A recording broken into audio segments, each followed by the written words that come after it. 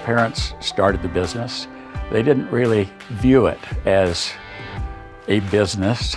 They viewed it as their calling. And we have tried to make certain that we got people that found this to be their calling. You know, as a kid, I wanted to be like my grandpa.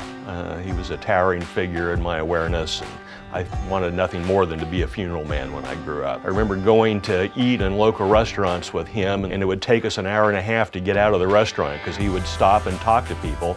We'd get in the car and I'd say, "Grandpa, who was that?" And he said, "I don't know." He just liked meeting people. From Grandpa Raleigh and Beth, to my father, Bob, to Brad, to now all of our coworkers without the last name Speaks. I can promise you, they are my family. I mean, the Speaks way is basically just a high standard of taking care of families. It's our ability to listen to the families and what their services will look like. It's about who they are as a family and their legacy.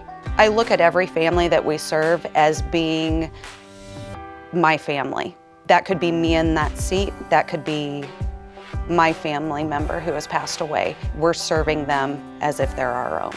We serve families in many different ways, but it all comes back down to essentially one main tenet, and that is that we serve families with our heart, to serve them with the care, the compassion, but also with the importance of knowing that each moment, each interaction is very important to this family and in this family's history. The one thing that doesn't change is that families want their stories, their loved one, to be acknowledged seriously, taking what they are here for seriously. I don't believe that that is ever going to change.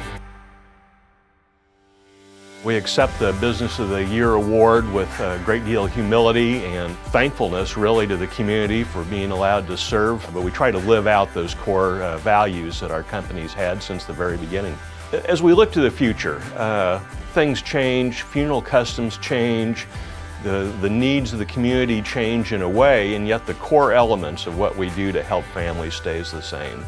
People gather and they laugh, they cry, they tell the old stories, there's ritual and ceremony. And none of this would be possible without the team we have, and I couldn't be prouder of every single one of them.